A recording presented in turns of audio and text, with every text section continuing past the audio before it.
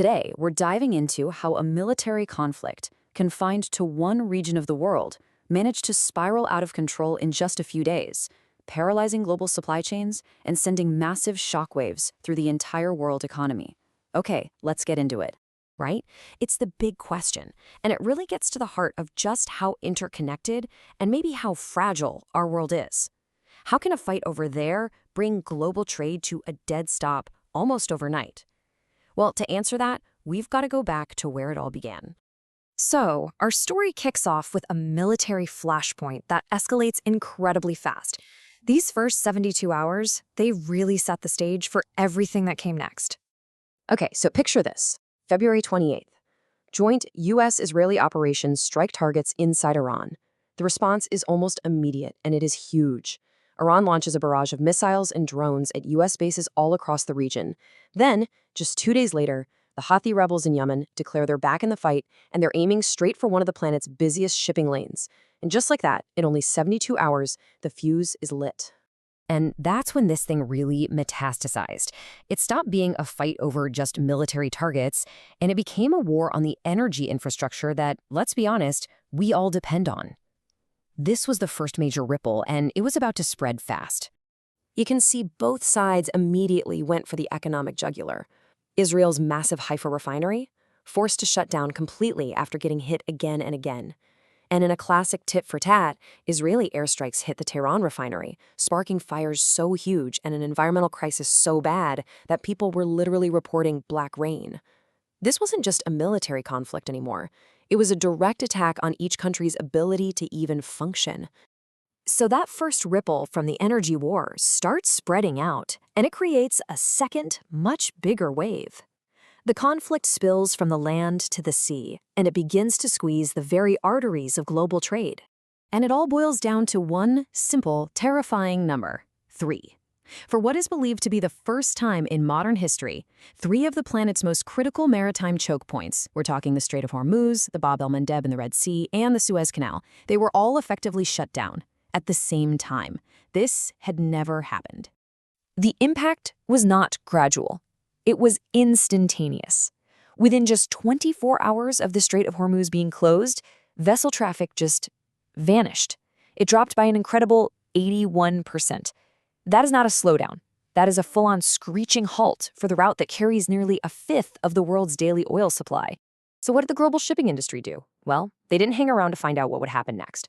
The biggest players in the world, Maersk, MSC, COSCO, they all made their move immediately. They suspended bookings, they halted all their operations in the region, and they started the mind-bogglingly complex and expensive job of rerouting their entire global fleets.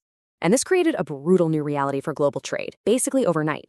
The Suez Canal route, the shortcut between East and West, off the table. The only viable path to get goods between Asia and Europe was the long way around Africa's Cape of Good Hope. You're talking about adding an extra 10 to 14 days to every single voyage. And then, the final nail on the coffin. Insurers just canceled all war risk coverage, which effectively put a padlock on the whole region. And this, right here, is where the crisis stops being a geopolitical story and starts landing right on our doorsteps. The final ripple is the global economic shockwave that hits everyone, everywhere. With those global supply lines completely choked off, crude oil prices absolutely exploded. Before the crisis, you were looking at a barrel of oil for about $75. Just a little over a week later, it had rocketed past $114. That's the kind of price shock that doesn't just hurt an economy, it can break it. And the consequences just cascaded across the world. Countries started taking drastic measures. Jordan had to activate its National Emergency Energy Plan. Egypt was forced to hike fuel prices by almost a quarter, basically overnight. Pakistan actually adopted a 4-day work week just to conserve fuel. Meanwhile, huge importers like China were facing a threat to 40% of their oil, and financial markets like Japan's Nikkei went into a total nosedive. But here's the crazy part. The physical conflict, all the missiles, all the blockades, that was only half the story, because happening at the exact same time was an invisible war, one being fought not with explosives but with code. This is the new reality of modern conflicts. You know, there's a term for this. It's called hybrid warfare. It's a strategy where you blend all the different types of fighting together. You have conventional attacks mixed with cyber attacks, economic pressure, disinformation. It's a war fought on every possible front, and the energy sector was caught right in the crossfire.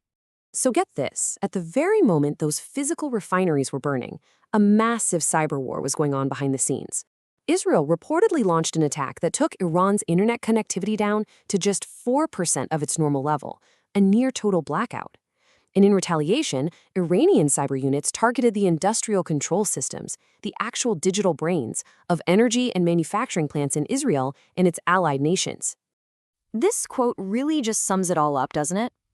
It says, the conflict has transformed the Middle East's energy infrastructure into a battlefield of both fire and code. It perfectly captures this new era. The modern battlefield isn't just a physical place anymore. It's a domain where critical infrastructure is vulnerable from the sky and from the network, all at once. Which brings us to a final, really crucial question. This whole nightmare started with a regional flashpoint, but it sure didn't stay there. It's a powerful reminder that in our deeply interconnected world, the systems we all depend on for energy, for food, for commerce are way more fragile than we like to think. And it really makes you wonder, is any crisis anywhere on Earth truly local anymore?